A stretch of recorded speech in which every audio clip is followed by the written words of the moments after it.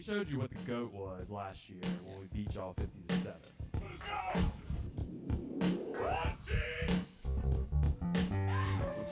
Relax, big boy. Team one fight, guys? One team, one fight? Yeah, they do a good job.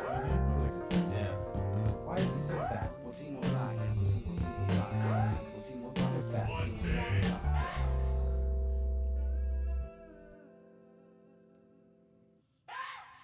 All right, guys, welcome back to One Team, One Podcast, episode 56, Jackie. 56. Perry Riley. Perry Riley. That was the one I was thinking of. Nice. Perry Riley. There's got to be more 56. Trey Turner. Was he 56? Ooh. I think you're right. I think so. Or 55. I don't know. I think it was 56. You know who we missed last week? Who's that? Ben Wilkerson. Oh, nice. Great center. That was a good one. That is a good one. All right, guys, welcome back to another episode. It feels, again, another one where it feels like forever since the last time we actually had one. Yeah. Because a lot of things have happened still. Right. And it's nothing like super exciting, but yesterday was signing day, which is usually a huge deal. Was yesterday the least important national signing day you've ever experienced? Yes, and we have Jerit Roser coming on from Tiger Details, and we'll talk to him about this because it is. And man, I miss the Bash so much. I grew up when the Bash was even before it was even at the River Center. It was like at Hooters, and it was like huge. I remember Andrew Whitworth signing at Hooters. It was crazy. Brady James was there, all that kind of stuff. Yeah.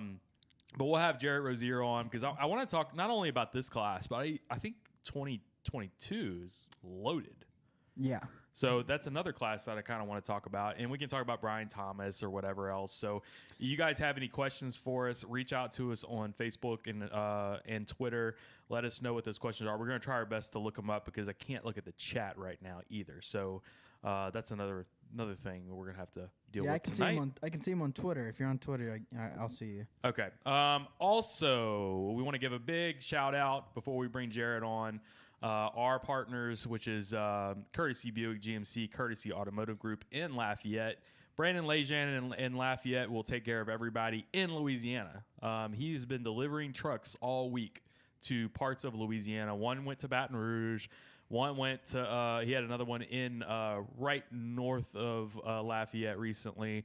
But he sends stuff to New Orleans all the time. He's got Marcus Spears reaching out to him about, he wants free shit, of course. Mm-hmm. Like, freaking guys loaded and they want free shit. How about you come on the show, Marcus? Come on, Marcus. Don't be why don't you stop being a coward, Marcus? Wait, what number was Marcus Spears? 93? No, 94.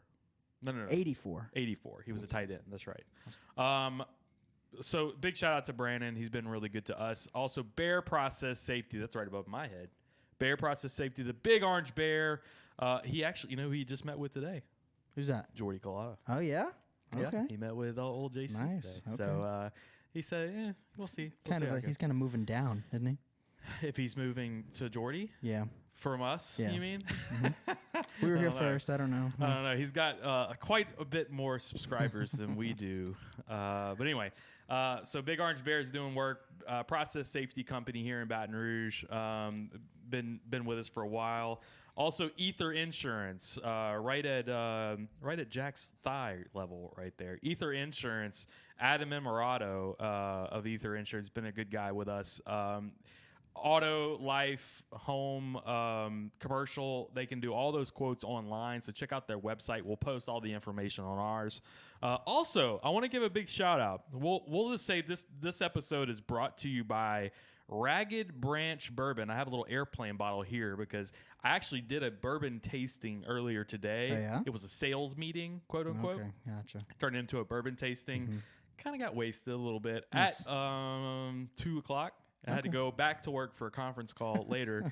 But Ragged Branch Bourbon, they're out of Virginia. Great guys that run that, and they're trying to get the word out in Louisiana. I think if you reach out to Rouse's has Ragged Branch. It's actually pretty good. It's under $40 too, so it's a good price point. But we've tried some other bourbons recently that were like a lower price point, and they weren't quite as good. This one's very smooth. So I'm currently drinking Four Roses, but when I get done with this, I'm gonna have some of that as well. Nice. But yeah, got tipsy today on Nice. Ragged Branch Bourbon. So That's kind of your thing. It is my thing. I like, dude, those are the best sales meetings. At the end of the day, we're like, yeah, sure, we'll do a proposal. Yeah. Whatever. And everybody's happy at the end of the meeting. So I'm going to send Jerit the links right here. So we'll be expecting him on shortly. So other than signing day, I know we've had some new hires too, correct? Yeah. So we can kind of talk about that, and we can discuss it with Jerit too. But Since we last met? yeah, so Blake Baker and Oh, okay, yeah, that was since. yeah, we didn't yeah. we haven't talked about those yet. Right.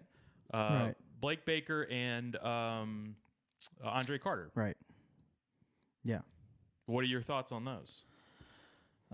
Blake Baker kind of felt standard, Right. like a standard hire. And then Andre Carter came kind of out of left field, huh? Look at Jerit with the professional.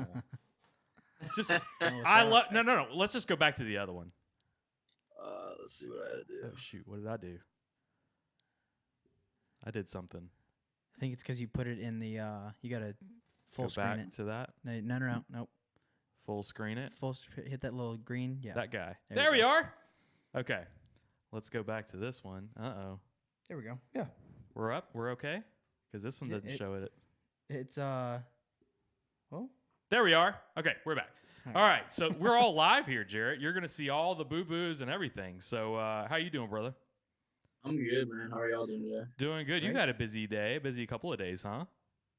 Yes, I mean, signing day is always a rush. I know with the way a lot's gone now, some folks like to stay closer to home, stay closer to the computer, and can kind of react to a lot more happening. Like our guy Sam Spiegelman has to cover several states worth of guys, and so he's there working the phones and working the computer. I like to get out there and be there in person, kind of old school, and just kind of experience that moment. And so I was gone from 7 to 7 yesterday, basically, just running Oh, yeah. around. Yeah. This is your damn Super Bowl, Jerit. I mean, I love it, man. it's not. So- Before you even came on, though, we were talking about the old days of the Bash and all that, and like, man, this has got to be the most. Not for you, but for LSU fans, it's got to be the most like ho hum signing day that I can ever remember. But that's to do with the early signing period. I understand, but what are your thoughts on that as far as the breakup of the early signing period versus the late signing period? And does it take away from like some of the event that it was? I mean, I know it does, but like, is it good for football? Yeah, I mean, yesterday was definitely weird, and I think part of that is the direction that things have gone because of the early signing period. And you look at schools like LSU coming out of December with 20 already signed away, Yep. and other schools had more than that Similar, in some yeah. cases. And so it was going to be quiet regardless. And then you factor in sort of the COVID dynamics this year, where a lot of smaller schools, even, there are fewer guys that they're bringing in because they're bringing back so much with that extra year of eligibility. And then you factor in the events themselves when you go to schools and things like that. And I mean, I go to Edna Carr and they signed 12, but there were only 40 or 50 people in the room total because they only let family in. And so it wasn't quite the same Right. fanfare and event sort of thing. But I don't know. I mean, as far as being good for the game and whatnot, I know O and company like having a lot of that class in place in December and being able Right. to focus that much more heavily on just a few guys to close it out strong. And there are certainly some families and kids that I think are happy to get the hoopla over with a couple months earlier and, Sure. and have fewer coaches blowing them up every day. But I think there's still some kinks to be worked out, and we've seen it some with some kind of secret signatures, and Yeah. then schools are still recruiting them, and it's made for some weird dynamics for sure. When they say secret, I mean, though, right? For the most part, yeah. There was one yesterday when I was at De La Salle. The Cajuns signed the edge rusher Jamarian Peterson, who I did not realize had already signed in December until I asked him when he knew and when he had told his teammate Montrell Johnson, and he just hit me with a big smile and said, "Oh man, I signed in December. Like we're just." And I didn't know if it was gonna be Cajuns or Bulldogs when I showed up that day, and he told me. But at least he told you that he's already signed, so you just didn't know who it was going to be too, right? Well, I didn't know that he was already signed at all. And I mean, I hadn't checked in that much with him recently. I knew, LSU and some others weren't involved, and I was willing to wait on him a little bit. Mm-hmm. But yeah, I had no idea until he told me after the announcement that it was already all done deal. That's crazy. Yeah. Yeah, I've heard a few of those. I mean, the biggest one this year was Corey Foreman, right? Right. I think what he signed. Him and Tristan Lee. Yeah, so that was kind of weird. That whole All-America Day, I think all but one of those guys had signed in December, but had schools thinking they were waiting to sign until February. And so in a few of those cases, LSU was still thinking they were in play, and it was already a done signature deal. All right, so how does that come into it? I mean, I know recruiting is just not. I shouldn't say shady, but it's just well, yeah. Jared's like, well, shit. He's like, cheers, it's shady. But there's got to be a little bit to the. All right, this kid is like a good character kid, but he's at the same time he's lying to me, telling me that we're still in. You know what I mean? Like, how does that? For sure. I mean, are the coaches just used to this at this point and they just roll with it, or do they hold some animosity towards it? I don't know coaches wise that folks are holding animosity. I know for sure coming out of that All-America Day, our staff, Julie Bodway and Jimmy Smith and I were extremely frustrated, not even so much by the sense of what are we covering sort of thing, but just the concept of telling exactly what you said. Some high character student athletes in a lot of cases being told, you know what, go out there and lie through your teeth repeatedly for the next couple of weeks. Are they being told by the other coaching staffs to do that? I think it varies. I think in some cases it's the other coaching staffs. I think in some cases, like with the All-America thing, it's part of the TV production aspect, and they have to sign that they're not going to tell anyone. Mm-hmm. But it puts them in a weird spot where not only are they not telling you that, like, which school they're going to, but they're acting as though they haven't signed at all and kind of misleading. And I think it's just some of that's become a really bad message to be telling these kids to handle it that way. Right. All right. So tell me about here's a recruiting story that I remember, and it's the 5 for 5 days. Okay. So those are the infamous 5 for 5. Tony Brown was the one that I remember the most. And I don't know why this is, but I remember him. The story was, and you can correct me if I'm wrong, was that he was about to walk onto the platform at the Under Armour game, and he got a call from Corey Raymond. I think it was Corey Raymond at the time. And he answered it, and he said, "Don't worry, Coach, I'm coming to you." And he gets up on the platform, and he picks Alabama.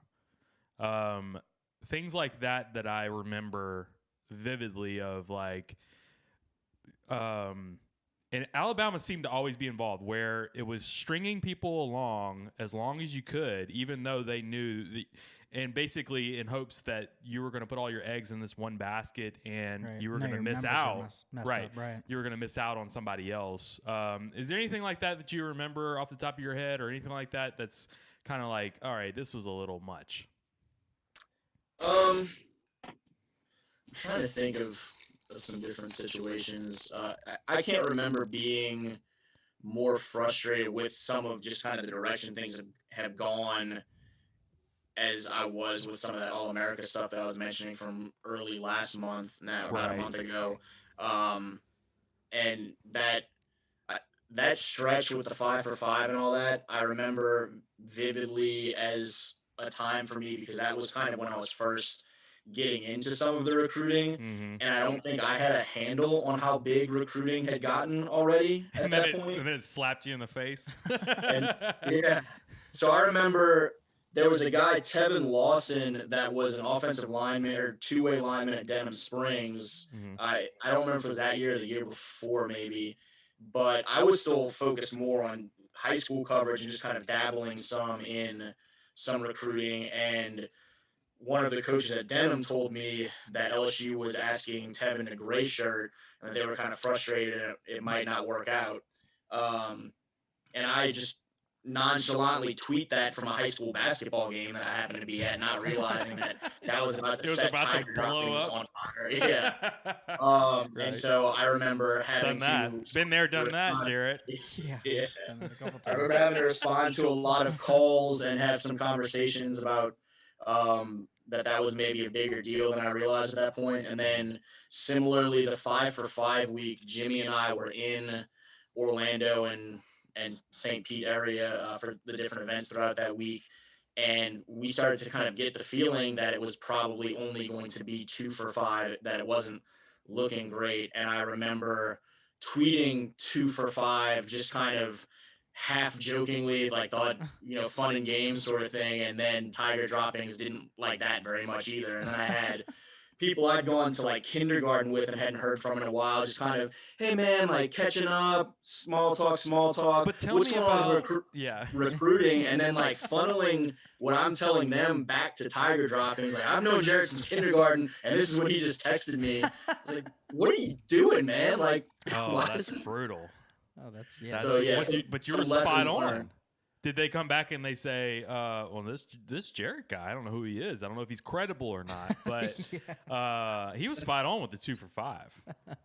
I don't know that it works like that. I don't think they come back and give you we got some guys firing back at us. Like, I love it when that stuff happens and they're coming back and they got my back already. They're like, we get these are One Team One podcast guys. They're connected.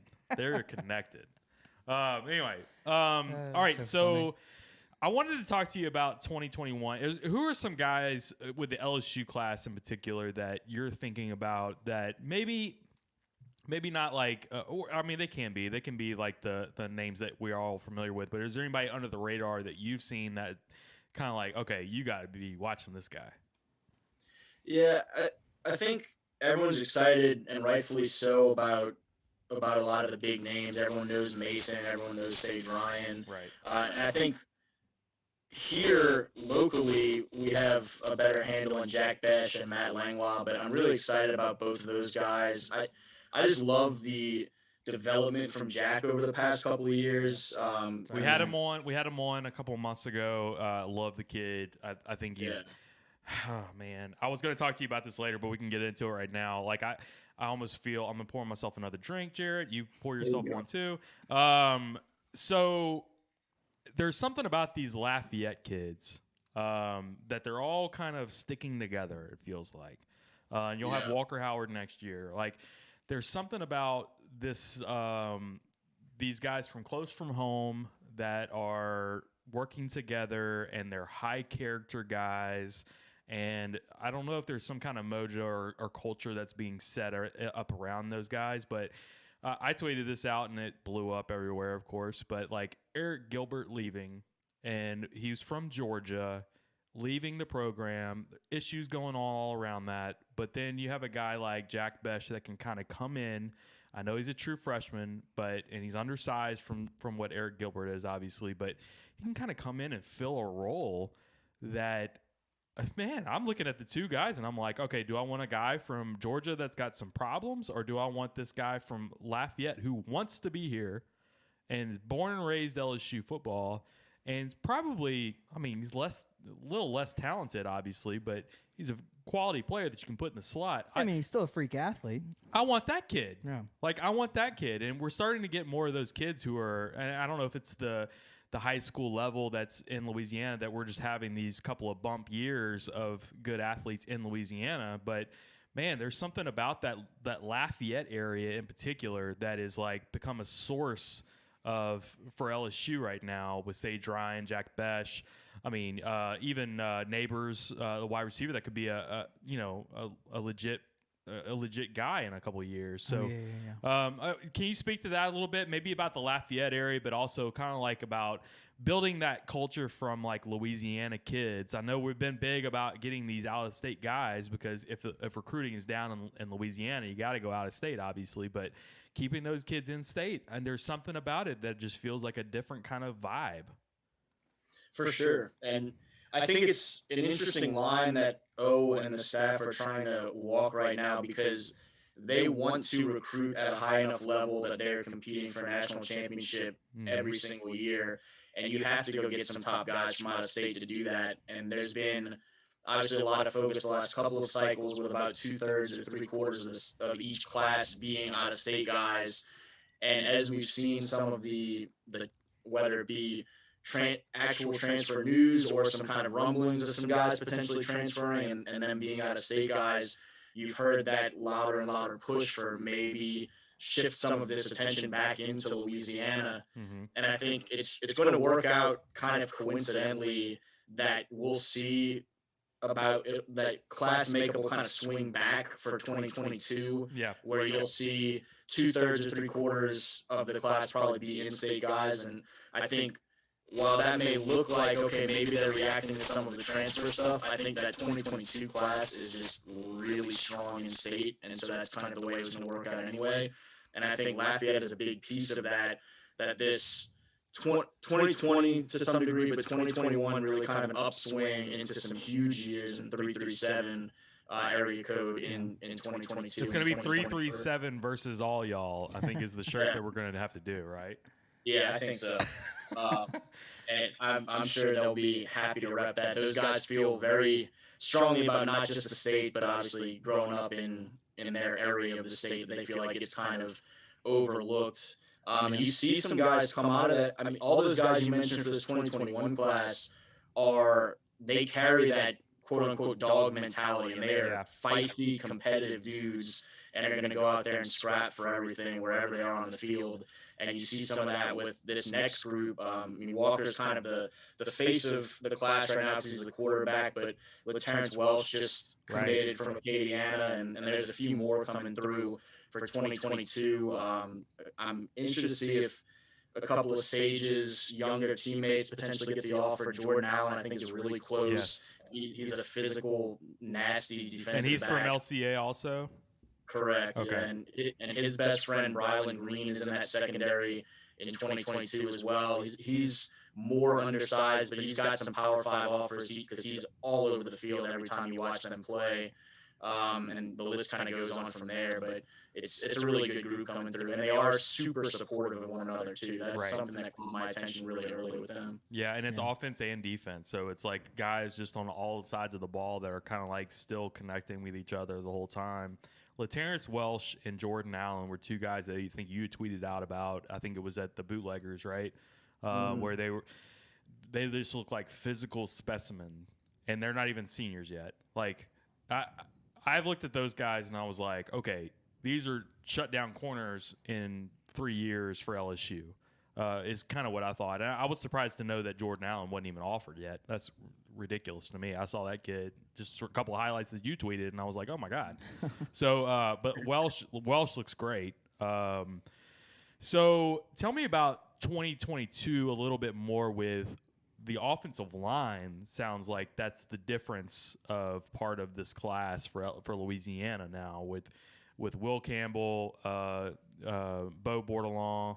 You're going to have Emory Jones from Catholic. That's our guy right here, right? We can get Emory on, right? Yeah, definitely. Yeah, we'll get Emory on the podcast. Old Gabe's a friend. Yeah. I was about to say, if you have any trouble getting EJ, you just got to hit Gabe up. Gabe will get us on. Yeah, Yeah, we can do a fun night with Gabe out here. Yeah. We need to do the Fertitta Beach trip. Fertitta Beach trip. It's a yearly thing. It's a we big got deal. some stories, bro. Uh-huh. Yeah, we'll do a podcast at the beach trip. That's a phenomenal idea. Oh, that's got to happen. I don't know if he wants that to be live streamed, but we'll get it to happen. So Gabe in his element. Talk to us about like some of these big time offensive linemen that can complete this Louisiana class, and I don't remember it being like this probably since. I mean, hell, like it's got to be almost the early 2000s that I remember it being like this deep with offensive linemen. Yeah, it's been a while, and I haven't looked back through to see when there may have been a better offensive line or a comparable offensive line group, but you look at some of the struggles relative to other positions that LSU has had recruiting offensive line since O took over, and you look at what the state produces, and LSU traditionally has great defensive linemen and defensive backs, and you look at Louisiana and they're producing great defensive linemen and defensive backs, and O-line has not been quite the same, and so I think the COVID extra year really works out well for LSU to bring all of those veteran linemen back, give the guys, the underclassmen, that extra year to kind of help bridge, develop, and then bridge the gap. And then this 2022 class hits where the three big names are the ones that you mentioned: Will Campbell, Bo Bordelon, and Emory Jones. But there are a few others in state. There are some other guys out of state. I know the big guy up in Washington that was very quick to react to the offensive line commitments this past weekend. He's somebody that Walker and the rest of the 2022 commits are kind of working on and hope to help come into the fold. Cam East at St. Aug is another one I think that could be interesting to watch.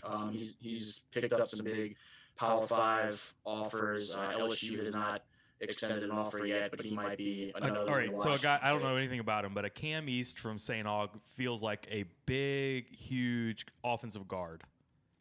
Yeah, I'm interested to see how he develops for the next level. Is that what he is? Was that right? Was that right? Yeah, I think that could work out that way. A big Trey Turner. Yeah. High school, all these guys are playing left tackle for their high school. Oh, right. Yeah, they're just mauling people. Right. Yeah. Wasn't that Lael Collins, I believe, was... Well, he played left tackle at LSU. Yeah, but at Redemptorist, I'm trying to remember. I mean, he would just, roll over people. Yeah. Jeremy Hill was just running right behind him. Wherever he went, Jeremy Hill was right behind him. I'll never forget Cardell Thomas's sophomore year of high school highlights. And he's just destroying seniors. What do you think about that, Jerit? Cardell Thomas is a guy that, I mean, his tapes and all these highlights that he had in high school, did his body just not translate well to the college area? Or I don't know anything about his work ethic in college either, but it felt like this guy was going to be a no-brainer when you watched all that stuff going into college. Yeah, you had to be really excited about that combination of his size and his relative athleticism at that size too. He was out there posting track highlights, running as part of relay teams and stuff like that, and it was an awful lot of fun to watch him beat up on folks at that 1A level when Lab was playing on a Friday night. But I think he did have some development ahead of him when he got to college to just kind of strengthen up that lower body, just get to where he needed to be fitness-wise to succeed at an SEC level. And then some of the injuries that ran his way kind of slowed some of that down. And so I'm hoping he's always been a great dude to get to know through the high school years, and anytime I see him now. So I'm hoping he's able to stay healthy and get where he needs to get, because certainly wishing him all the best. But I know it's kind of been a rough couple of years of transition for him, just with everything that kind of slowed him down along the way. Any old recruits that kind of keep up with you now that you can big time us, that you know, and that they text you every now and then, hey, Leonard Fournette, me and Leonard Fournette, anybody like that? No, I don't know. Actually, when I reached out to you to see where we were time-wise, it was because Nick Brosette was reaching out and wanted to bounce some things off me. But okay. Yeah. Oh, hey. We can bring him on too if you just want to have a third screen up here. Yeah, he might. I know he's getting involved into some youth training and stuff right now. Okay. In the area, and so he'd be good to talk about some of that transition. We were at a high school football game recently, and I think there were a few 8th graders who didn't realize who he was, and one of them kind of sized him up and was like, "Yeah, I could definitely tackle you." And his friend snatched this dude so quick and was like, "Dude, he played for the Patriots. Shut up! Leave that man alone." So what is Nick doing now though these days? Is he still trying to try out for new teams maybe next year or anything like that? Yeah, I mean he's staying in shape, and certainly we'll see how it plays out for him to continue pursuing that professional dream of his own, but he's also spending some time while he's back home working with some of the young guys and coaching up some next generations. That's good.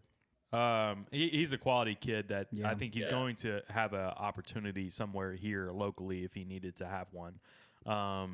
So, all right, anything about LSU basketball? Have you watch basketball? I assume, like, you're a big fan. Like, we're about to kind of switch gears to something like that. What are your thoughts on this basketball team this year, Jerit? Yeah, I haven't watched a lot of them this year, honestly.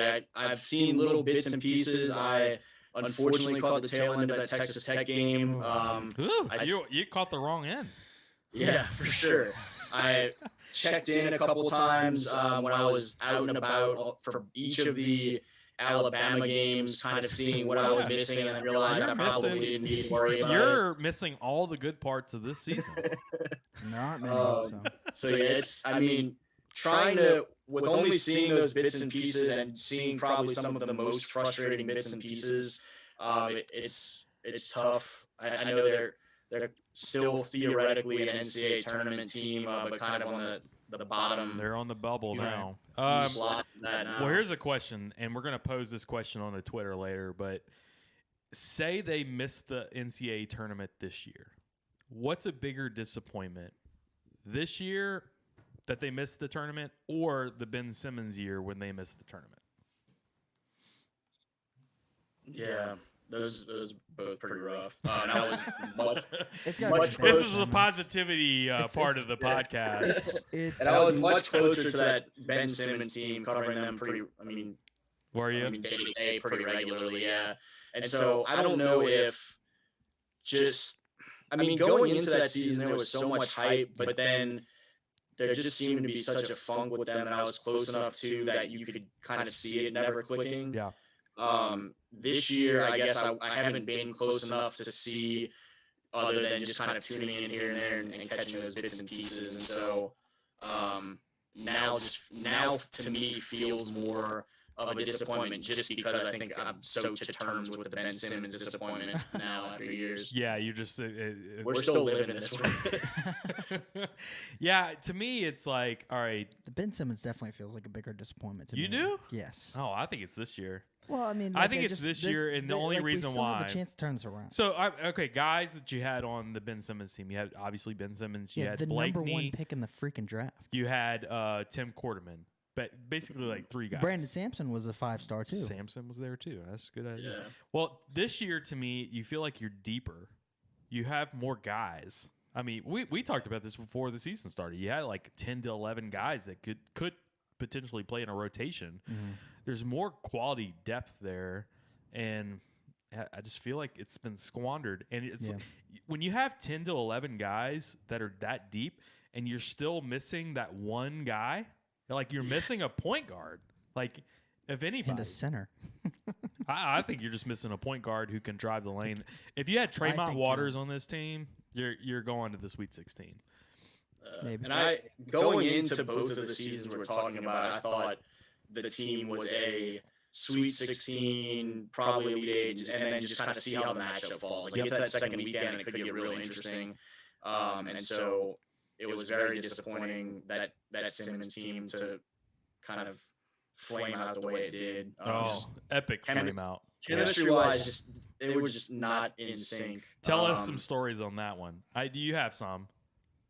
It just, it was frustrating throughout to see them not be able to find that level of chemistry and try to figure out, what was going on, what they were going to share of what was going on versus what was kind of going on behind the scenes, and just a lot of frustration of not reaching the level of potential that you thought they were going to have. And you felt so confident that they were for sure a Sweet 16 or better type team, and then to miss it entirely, it was frustrating day in, day out. It's a very comparable season to this one, because I think of the Oklahoma game. Oklahoma was number 1 in the country when they came in with Buddy Hield. But such a good game, though. It was a great game. I didn't get to watch it. And Oklahoma pulls it out at the end, and now here we are. We play Texas Tech. I know it's not the same thing, but Texas Tech is still a good team. Right. They pull it out at the end. We should have won that game, but those kind of things just make me feel like it's just funny. I'd say that Texas Tech team is fairly comparable to yeah, Oklahoma, probably. in a way. It just still makes me feel gross thinking about the comparison of the two teams because I'm like, oh, this could be really bad. Yeah. Like if we miss out on the tournament this year, I don't think it's a good thing at all. Right. I think it could get ugly if you don't come back pretty quickly here on this one. I just think we're in the toughest stretch of our schedule right now, and I'm not gonna start like making big lofty statements because that's exactly what we did during football season too. And That's after true. Alabama, we were like, all right, so O's definitely gone. I mean, how big, Jared? gonna- How big was the Florida game Right. in your opinion? Like It was huge. They needed something. Not only did they need something positive, they just needed something to not be negative because it was all negative in every direction. Yeah. we were, and I know you probably were too. We're getting texts like crazy from people that are good insiders. Okay, like people that I would normally tweet things about, like. They were texting me with some bad stuff that was about to happen if we got blown out by Florida. Like it felt like things were ready to be in motion, and I mean, bro, that just everything changed after Florida, and I don't know if anybody will ever know what that big of a difference that game made for the program, and if we can, compound that into a really good season in 2021, like, I mean, that's the game. That's the game that everything changed. Yeah.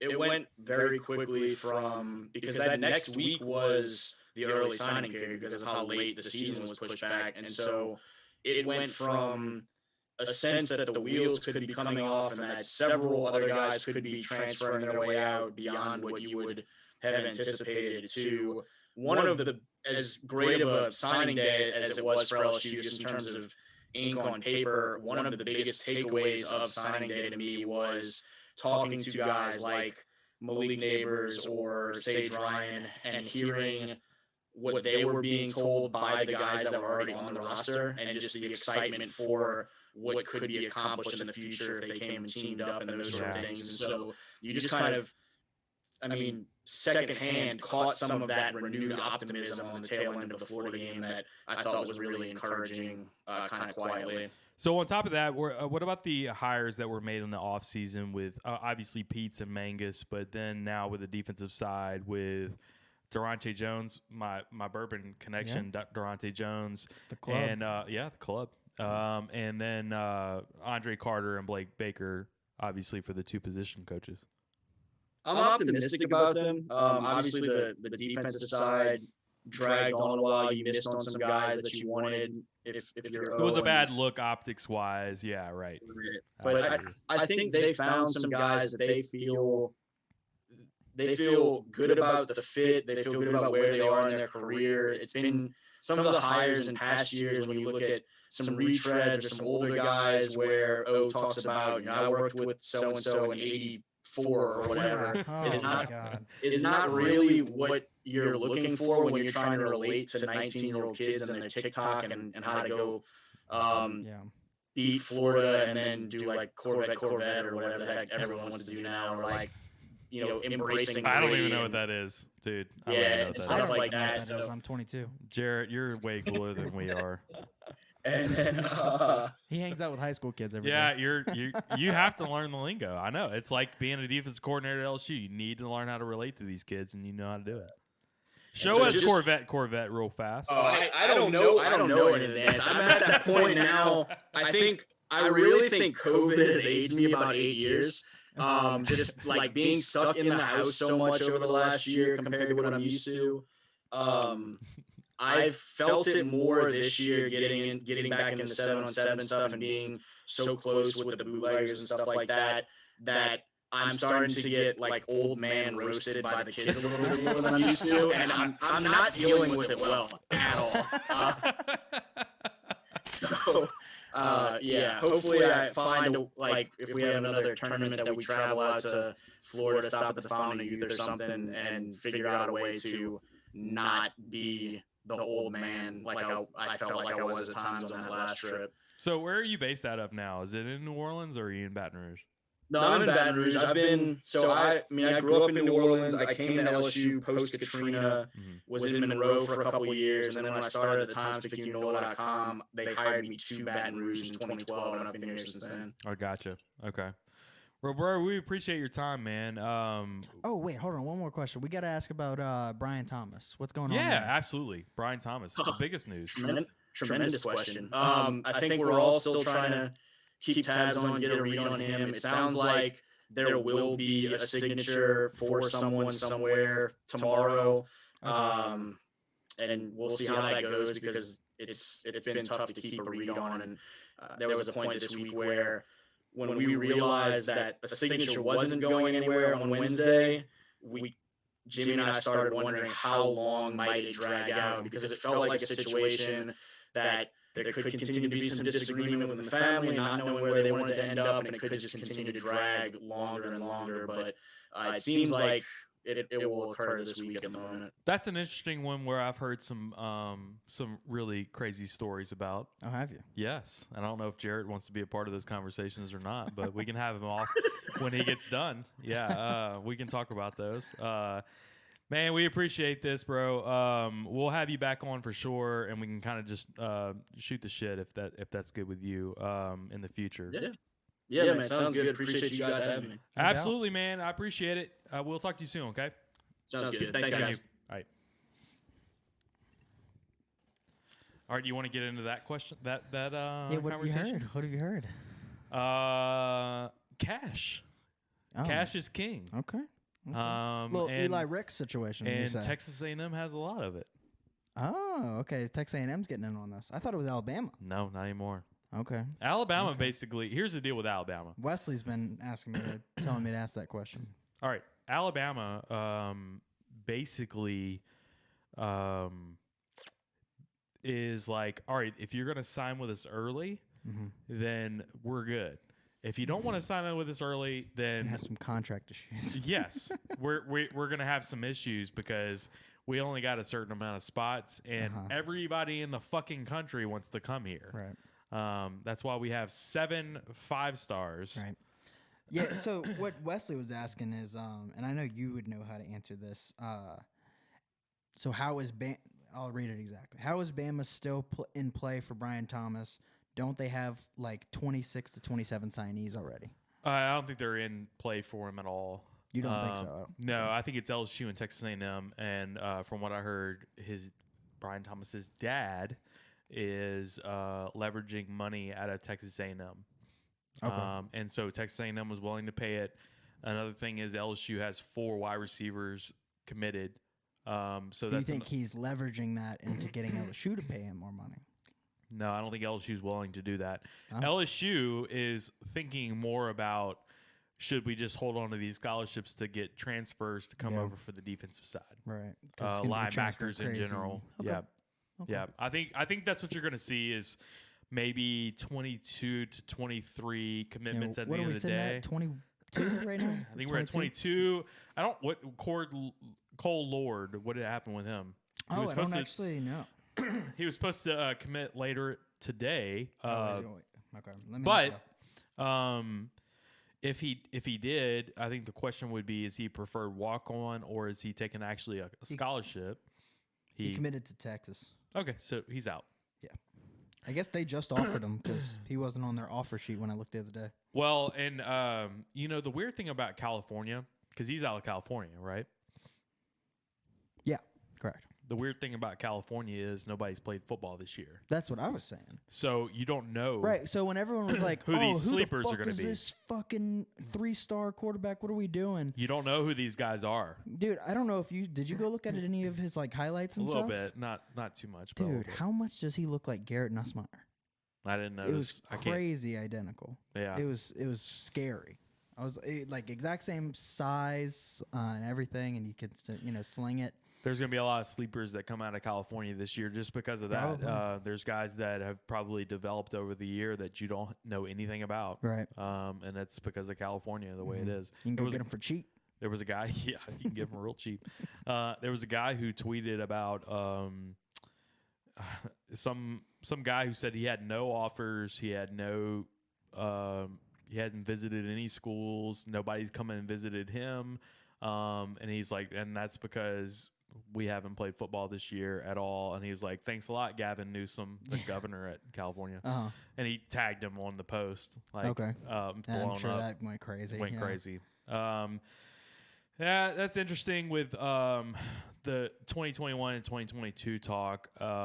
Worst thing you can do for yourself is to get a sports and politics post all in one. You just get destroyed. That's why we don't do it. I didn't read his comments. I wish I could go back and read I'm sure it was terrible. Yeah, man, it's COVID. It's a pandemic, bro. Okay, so let's talk about basketball a bit because I know we talked about it with Jerit, but what are you thinking after last night? I mean, okay, I don't know. Was anyone shocked by the way last night went? Because you would swear that like LSU fans just expected to win the fucking game. I mean, what were y'all thinking?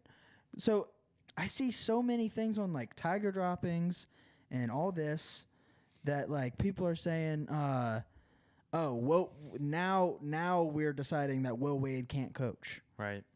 What had y'all been watching before that? This is exactly how we've been playing the past, 5-6 games. I've seen stuff on our Facebook group that we're a part of with like fire Will Wade. What are you talking about? Well, Aaron McCauley, I think is his last name, but he says great recruiter, terrible coach. I saw that.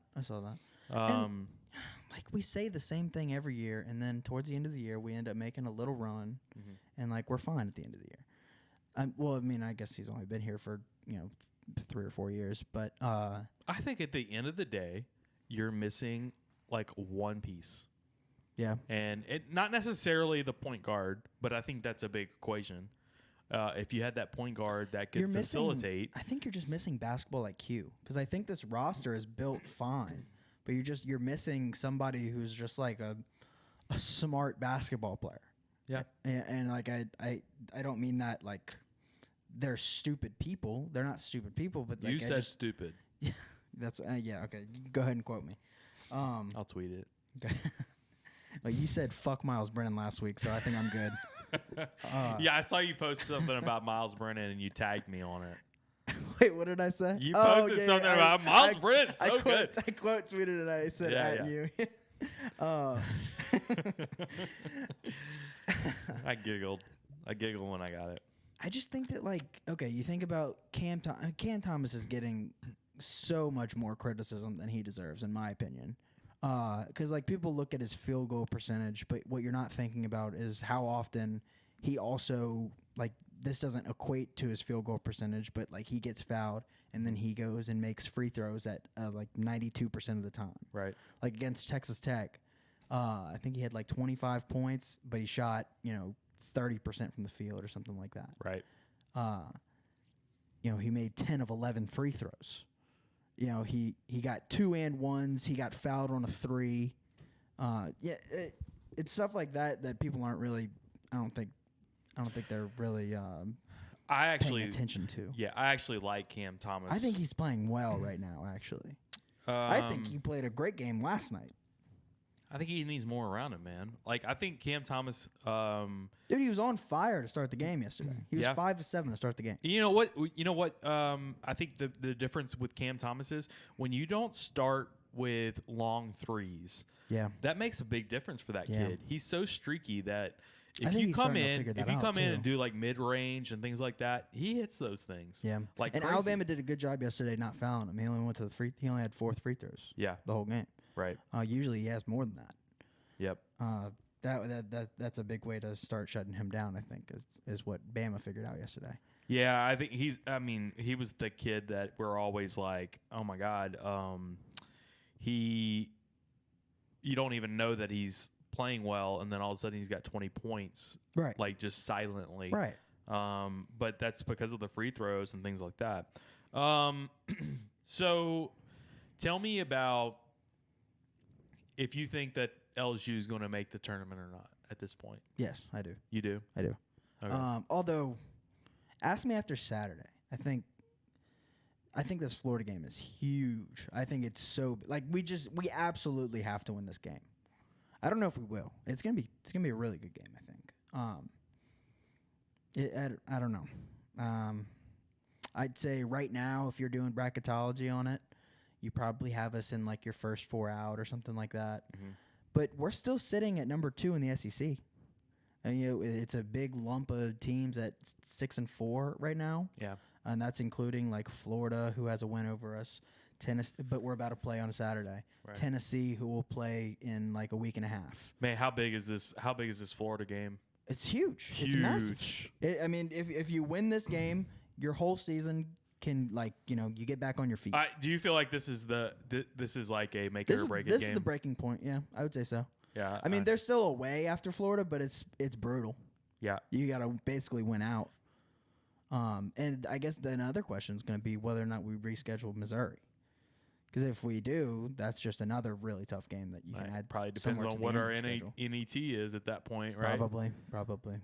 Yeah, because then if our NET is good, then Missouri's going to be wanting to play that game. So I even love quad 1 win. I didn't realize we don't have any quad 1 wins right now.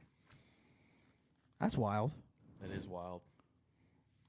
Arkansas is not quad 1 anymore. That was like what we were clinging to. How big is that Texas Tech loss at this point? Dude, I don't even want to talk about it. Huge. I know we have to talk about it, but I don't want to. It's just so big. Man, it was just such a brutal ending there that just choked it. All right, so tell me about what was I about to say? Oh, so the announcers last night even they were talking about I wasn't really listening to them.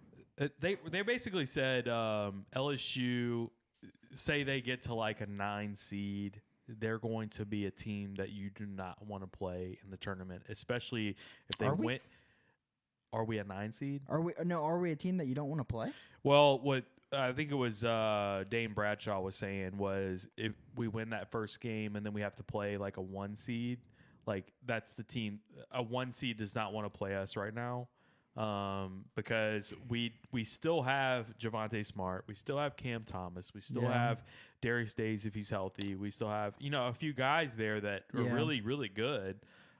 We have the talent. Like that's the thing. Like I don't know. I just don't think that we're capable of beating teams that are like that much better than us. Like so, tell me.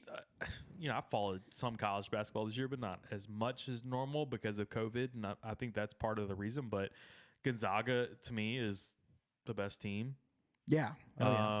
Baylor's real good too, though. Baylor's good. Dude, yeah. Baylor's awesome. They're very good. They went to Texas the other day and beat the hell out of them. Gonzaga and Baylor are heads and shoulders above us. Dude, I'm so upset that game didn't get played. That game got postponed earlier this year. Baylor and Gonzaga. Yeah. So who are the other 2 seeds, you think? I mean, the other 2 1 seeds. It's Iowa's going to be up there. We could beat Iowa. I mean, we're do you not. Think so, dude? If we played great, what the fuck are we gonna do against Luka Garza? No, I nothing. Mean, who can do? But give him his 30, and I think that 30. I don't know about 30. I think it's more like 40. What? Who the fuck is guarding Luka Garza on our team? All right, but here's the deal: if we are gonna beat anybody, that's not the way that we beat teams. We're gonna beat people by like shooting lights out. If we can shoot lights out, we can beat any of these teams. So who's the other 1 seed? Oh, that's the 4th is always impossible to predict. I wouldn't know who the next one would be. Not like a Texas, right? No. Maybe like Villanova. Villanova's pretty good this year. Yeah.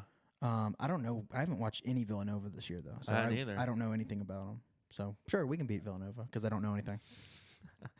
I mean, Villanova's always got. They always do a small lineup. It's they're couple always 6'8", 6'9". They're always just like Texas Tech. I feel like Chris Beard is just trying to build They're just a Villanova solid. in Texas. There was a few years in a row where Villanova had like 4 guards that could just shoot lights out, and they would just do a 4-guard lineup, and they would have a couple years ago.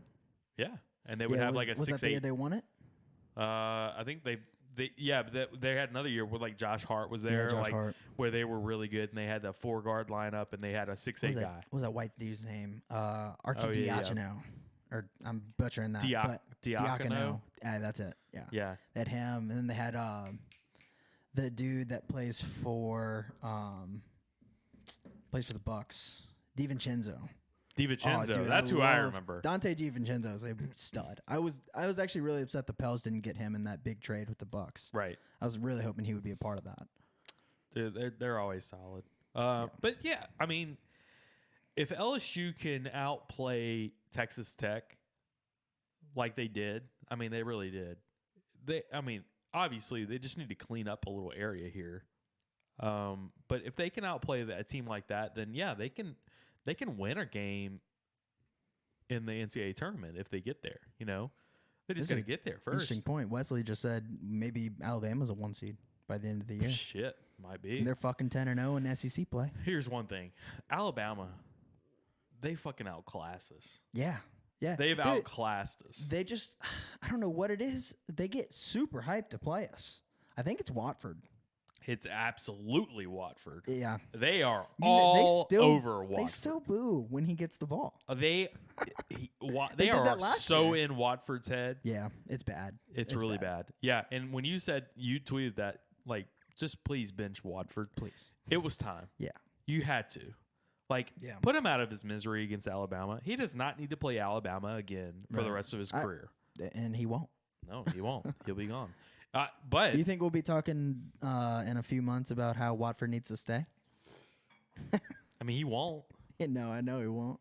But where is he gonna go? Like, he's a round 2 guy, if anything. He's not a round 1 guy. He's not a round 1 guy. And he should be a round 1 guy, but he's just not. Let's talk about this. This is even more important than Watford at this point. Cam Thomas. He's gonna be a round 1 guy. I don't know. I still think so. I've seen him. I'm still seeing him mocked in the top 20. Around right around where the Pels would be picking, right around 15 or so. I think that would be an interesting pick for the Pels.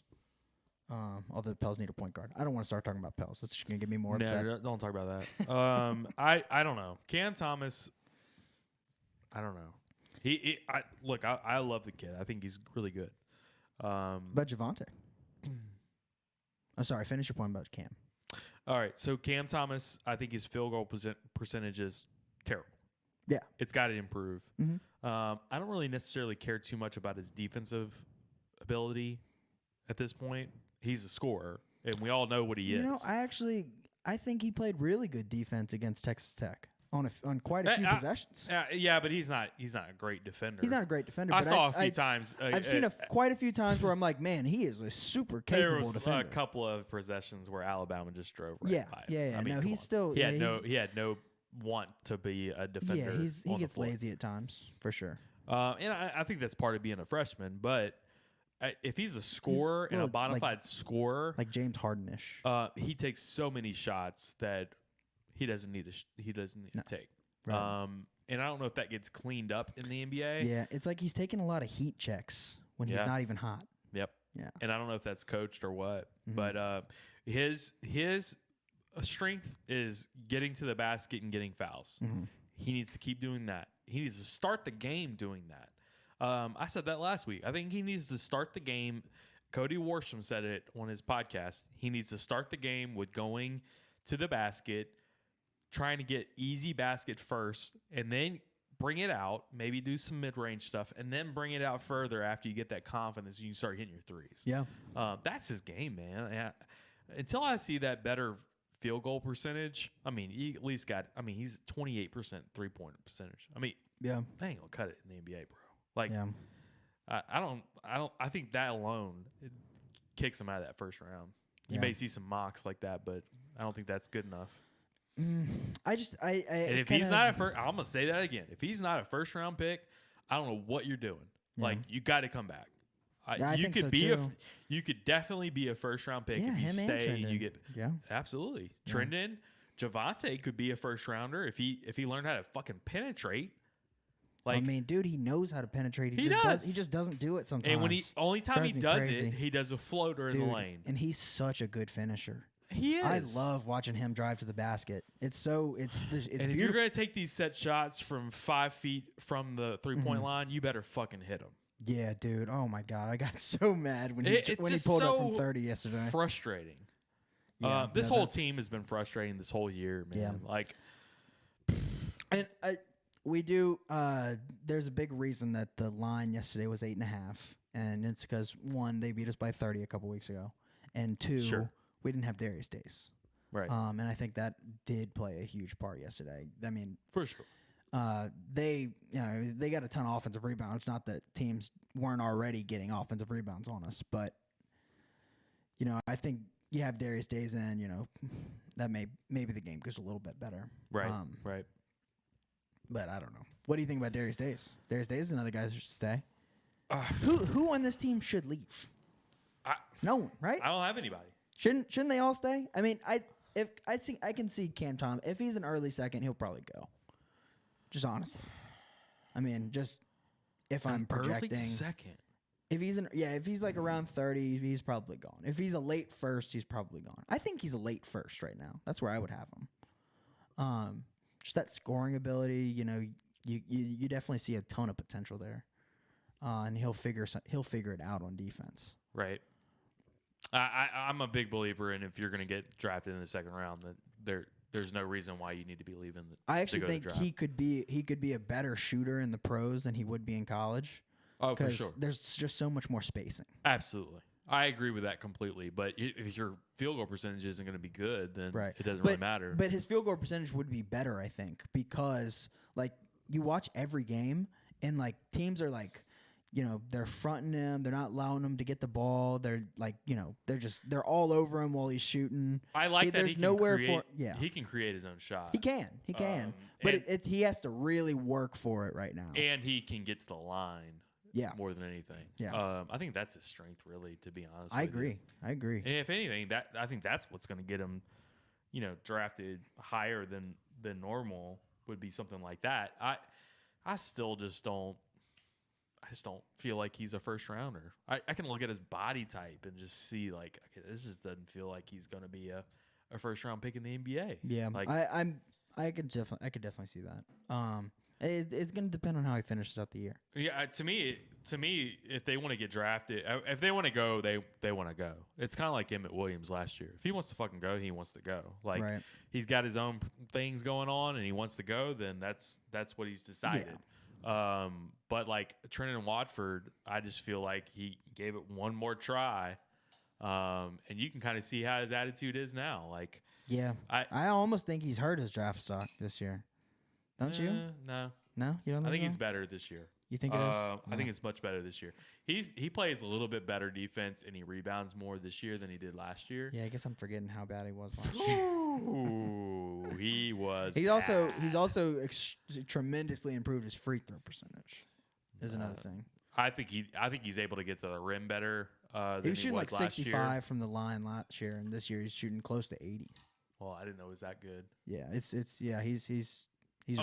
they said he worked on that a ton over the offseason. I think I don't know why it wasn't defense that he was working on. I but think whatever. he's good one-on-one with low post guys. I mean, he's still not a power forward in the NBA. He's a small forward. He's positionless. He needs to learn how to shoot the ball if he's going Right. to make it in the NBA, like a mid-range shot. Right. He can't shoot threes very well. But I like how he can get to the rim on a one-on-one defender. He can also pass the ball pretty well. I like that too. Yeah, he does. So, I think that gets my roommate Andy and I always get really aggravated when announcers start like being like, "Oh, he's such a good passer. It's unbelievable how good of a passer he is for his size." It's like, come on, he just dribbles down the floor and he passes it. It's like he's not reinventing the wheel here. right. There's nothing He crazy. basically just goes. Yeah, exactly. he just passes the ball. Like I don't know. His court vision is like It's shockingly good for his size. Yeah, at when he gets times. doubled, he knows where to go But with he's not it. like making like insane passes. He's not No, like he's not. It's not Pistol He's Pete Maravich. not white or- chocolate over here. You know. Right. Yeah. Right. Okay, so let's switch a little bit. Baseball's coming up. Do you know anything about the baseball team yet? A little bit. Yeah. I know a little bit. Dylan A little Cruz. bit. Dylan Cruz. Oh, I know that guy. Dylan Cruz. He's got some hype around him, huh? Yeah. Oh Woo. man, dude, way too much hype. I think so. I feel bad for the kid. There's no way he lives up to this. Oh. You saw Paul Maneri a couple months ago compared him to Mike Trout. Like his Not- he said that his body type Like is a like freshman Mike in Trout. college, Mike Trout. Yeah. I got you. Well, that Like- makes more sense. You can't Come just on. say Mike Trout. Come on, man. Like you can't compare him No, in you can't any say way to that. Mike Trout. You can't say that. You're just screwing the kid. So I'm interested. It sounded like they're going to have a lot more power this year. But I say that, but like it's every year it feels like I'm always saying that. Like, oh, I think they're going to have more power this year. But I think there's like 4 or 5 legit. No, I'm seeing that too. You are? Yeah. Um, It definitely feels like Do you see the velocity, like the exit velocity speeds? I love it. That's my favorite Stat. follow on Twitter. Do you saw that 111? 111. Dylan What Cruz. the fuck? So I've been following that account for a long time. Shout I've out to never Jordy seen that Collada. number. He had Mikey Matzuk on at the undisclosed location. Okay. I know where it is, by the way. Anybody who needs to know where the undisclosed location is, just let me know. Oh, okay. I'm not going to tell you for sure, but I met someone who knows where it is. oh, So Okay. I have a undisclosed location guy. yeah. So Mikey Matzuk was on, and he said that like he was talking about that exit velocity, and he was like, "Man, 111 is like Giancarlo Stanton It's unheard level." of. Yeah, yeah. But and he was like, I get that he's hitting off an aluminum bat, but like you still don't even see that off an aluminum bat in college. Like Yeah. you see that off of like big leaguers that are like Like I get excited when I see like a 105 on there. yeah, I'm like Gavin cool. Dugas. Yeah, Gavin Dugas ripping 105s like Right. it's nothing. Although I think I saw Gavin Dugas had a 109 the other day. Yeah, he's been lighting Yeah. it up. Yeah, I'm So, excited to see him. I don't even know exactly what the starting lineup is going to look like yet. I need to start paying more attention when they post. You know the Tiger Droppings thread with the guy, and he posts like every single day. He posts like the next starter. Okay. I think he's on like shortstop right now or something like I that. saw an interesting one was first base. Trey Morgan. Trey Morgan. hmm That's one I saw too. So Cade Beloso will be a True freshman, right? Yeah. Cade Beloso would be a DH? DH Mhm. in that case. Although Cade Beloso might be a outfielder too. Oh, they'll move him to outfield. And maybe I don't know. Probably DH though. I would think so. It sounds like Yeah. you got a lot of outfielders right now. I mean, Yeah. you got DiGiacomo. You got. Is Maurice Hampton gonna play? Oh, I don't even know. I think he may have been passed up even in baseball. Yeah. Fuck. Poor kid. I don't know what he's gonna do. He needs to commit to one. Probably needs to commit to baseball. Man, he was. Jack just said Maurice Hampton's terrible at football. Yep. You heard it here first. Quote me again. I'll tweet it. Fuck Miles Brennan. Fuck Miles Brennan. Max Johnson's your quarterback. All right, calm down. We're not getting into that. I talked to somebody today about this exact same I'm not doing conversation. this today. I'm not doing this today. Max Johnson is going to be your quarterback for 2021. Jake Pete sees it. I know he does. I can look in his eyes, and it's saying one eye says Max, and the other eye says Johnson. You know This what? is I'm my gonna say third this. bourbon right I'm now. going to say this. Fuck Max Johnson. Oh, what? Oh my God, he's just a freshman, Jack. You can't say that. He's a sophomore now. He's a sophomore. He's a big boy. He can take it. Jesus, he's the son of a Super Bowl quarterback. Yeah. Well, fuck Tampa Bay too. Jesus, Tom Brady? Good Chiefs. Yeah, you say fuck Devin White? Yes. Oh my God. All right, so yeah, baseball. I'm excited about. Here's my thing about baseball. This year, more than ever, there are going to be so many teams loaded with guys Yeah. because of this COVID rule. I mean, stacked. Yeah. I'm afraid that LSU baseball is stacked also, but could have a less wasted year because they don't get to the level that everybody wants them to get to. And it's looked at like everybody frowns upon it because they didn't get to where they needed to get to because all these other teams are more, like you said, more stacked. Someone just commented Miles Brennan should be the starter easily. So Yeah. I have. Fuck you. No, I'm just kidding. Just kidding. Thanks for listening. I don't know. You know what? I had a conversation with somebody today about this exactly. They said, I don't know. This guy is not like an LSU fan. Like he just kind of observes. He's like, I don't know, man. Just seems to me like, this is his quote. It just seems like Miles Brennan's kind of a pussy, right? What? Yeah. Where's that coming from? I was like, you know, Like there's something to that. Okay, the fucking kid has like the most unheard of injury of all time, and he almost came back from it. I've hurt my hip coming out of the car before too. Like, you know, it's just like Yeah, that's what you happened. got to stretch it out a little bit, you know. Yeah, he got clocked at the 2-yard line, and then fucking threw for 400 yards. And you're after like, that. what's this surgery again that he's having? Like, what they're putting like a piece of mesh? They don't even know what the surgery is. There's something about they're putting a piece of mesh in his hip to like help the bone grow back or something like that. And I'm like, what? Yeah, What's that about? yeah. What's mesh? Yeah, What is mesh? mesh is like New campaign. What is mesh? that's the fabric. They're gonna put fabric in him. Basically, it's like a steel mesh that they're gonna insert into him. Wow. I think they already did this. I think he's What? already done. Yeah. I thought they were still thinking about having surgery or not. I think this is done already. Oh, This nice. is, you heard it here first. He's the guys. mesh man. Mesh guy. Yeah, he's big mesh big guy. mesh guy. Man, I just Hey. I think Max Johnson's the guy. Okay. Unfortunately, Yeah. it's fortunately, I should say. Okay. I Yeah, think, it's not unfortunate. I think we I'm want. happy with whoever wins. Honestly, I think we want Max Johnson. I think you want Max Johnson. I think I want Miles Brennan. I think this is the guy. I think he's the guy right now. Until Nussmeier, you want to hear what I really think? Like 3 years from now, It's Nussmeier, yeah. who I think is going to be the quarterback 3 years from now? Arch Manning. No. Who? Walker Howard. No.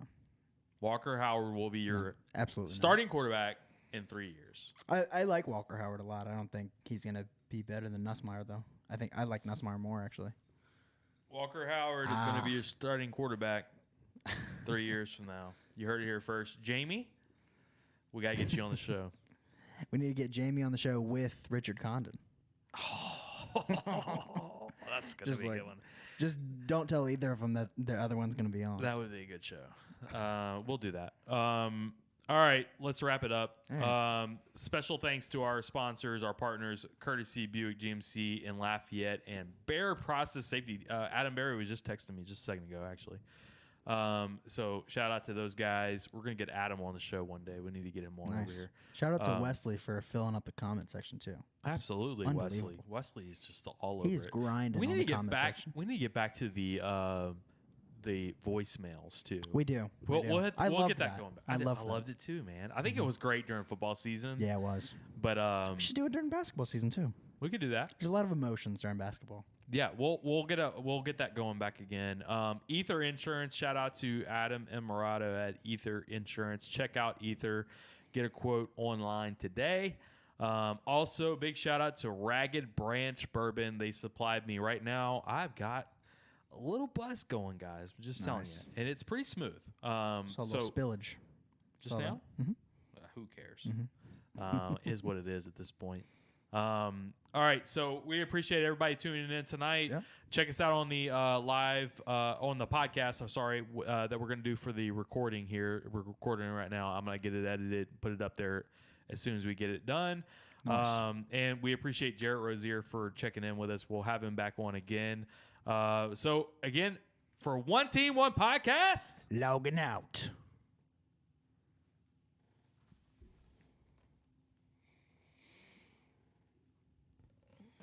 We showed you what the GOAT was last year when we beat y'all 50-7.